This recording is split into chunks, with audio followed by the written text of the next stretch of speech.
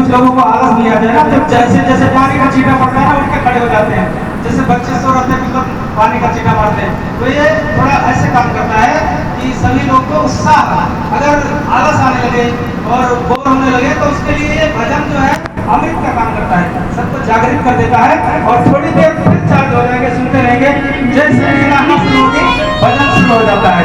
तो कहते हैं इस प्रकार भागवत का जैसे कथा कलश का आपने वर्णन सुना, श्रीमद् भागवत का सुना और भक्ति का सुना। अब कथा में और अंदर जाते हैं। कहते हैं कि एक समय नारद मुनि जो है, कथा तो बहुत बड़ा होता है, अगर इसको एक तरफ से पढ़ा जाए तो शायद एक हफ्ता से भी ज्यादा लगेगा, पूरा दिन रात 24 घंटा। सुखदेव जी ने राजा परीक्षित को 24 आवर्स सुनाया था और वक्ता और श्रोता दोनों उपवास में रहे, न ये खाते थे न वो खाते थे, क्योंकि अगर भोजन कर लोगे तो आपको और कुछ काम करना पड़ेगा, नींद भी आ जाएगी, तो कथा कैसे होगी। तो बिना अन्न जल ग्रहण किए सप्ताह पारायण 24 वर्ष उन्होंने किया था, तब जाके ये श्रीमद् भागवत पूरा हुआ था।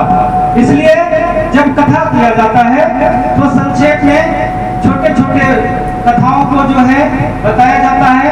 बाकी कथा का जो सबसे अच्छा जो श्रीमद् भागवत का जो मूल पाठ है वो जो ये पंडित जी करते हैं, ये पूरा कथा करते हैं। इसीलिए बैठाया जाता है कि श्रीमद् भागवत का पूर्ण रूप से पूर्णाहुति हो।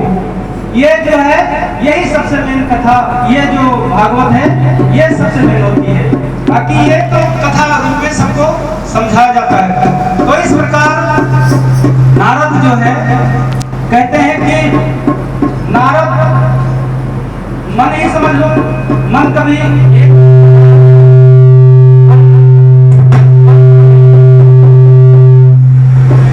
मन जो है कभी एक जगह रुकता नहीं है, तो चाहे हम उसको नारद समझ लें और चाहे मन समझ लें।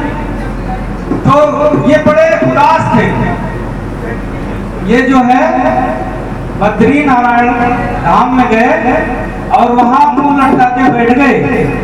उन्होंने ज्ञान और वैराग्य को, गीता का पाठ, चारों वेद, शास्त्र और 17 पुराण को जो है उन्होंने ग्रहण कराया उसको, लेकिन फिर भी उसको जो है वो जागृत नहीं हुआ। कहते हैं ना कि घूमते घूमते पूरे देश, महाराष्ट्र, गुजरात, तमिलनाडु, केरला, जितने राज्य हैं सब घूमते घूमते वृंदावन गए और वहाँ बिल्कुल अचेत होकर गिर पड़े। कौन गिर पड़ा? ज्ञान और वैराग्य।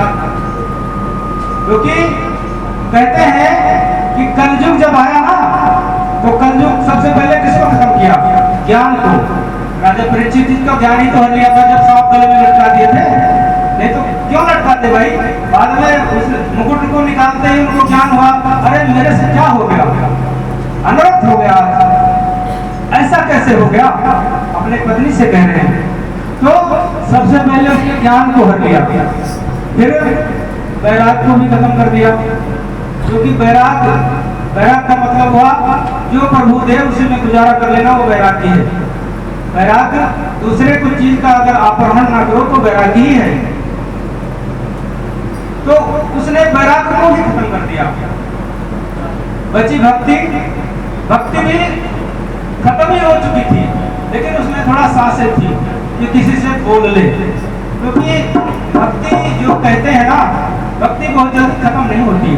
कुछ चीजें जैसे